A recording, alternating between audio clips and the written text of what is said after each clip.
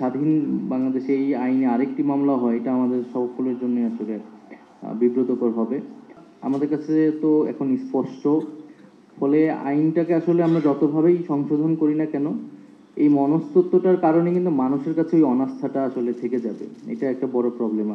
আমি কোনোভাবেই আসলে এই আইনটা সম্পূর্ণ সংশোধন করেও এই নামটাও যদি রেখে দেই, তাহলেও মানুষ এই আইনটাকে বিশ্বাস করবে না আসলে। ফলে এই মনস্তত্ত্বটা পরিবর্তন করে, যেখানে আমরা আমরা বলেছি যে এটা যেই সুরক্ষা, সেই সুরক্ষার জন্যই একটা এই ইন্টেনশনটা পরিবর্তন করে আমাদের আইনের পরিবর্তন করা দরকার। এখানে অনেক ধরনের প্রস্তাবনা এসেছে, সেই প্রস্তাবনাগুলোকে আমলে নেওয়া উচিত এবং সেটা আমলে নিয়ে নতুনভাবে আসলে আইনটাকে বা পরিবর্তিত যে পরিস্থিতি আছে আরও যেসব বিষয় অ্যাড করা দরকার সংযোজন বিধান করে আইনটা করা উচিত। আরেকটি বিষয় হচ্ছে আইনটা, একজন আলোচক বললেন আইন এটা আবার তাড়াহুড়া করে আমরা আবার অন্য কিছু যাতে করে না ফেলি। আমরা যেহেতু একটা সমাধান চাচ্ছি, এমন একটা সমাধান করা উচিত যেটা সাস্টেনেবল হবে আর কি।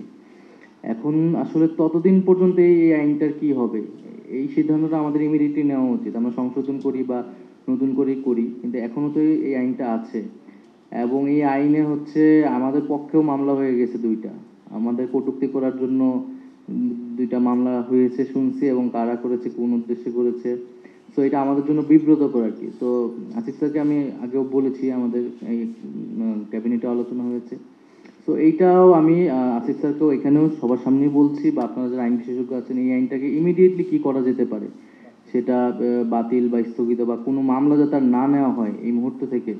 আমাদের এই সিদ্ধান্তটা আসলে মানে খুবই দ্রুত নিতে হবে, নাহলে এটা যদি এই স্বাধীন বাংলাদেশে এই আইনে আরেকটি মামলা হয়, এটা আমাদের সকলের জন্য আসলে বিব্রতকর হবে।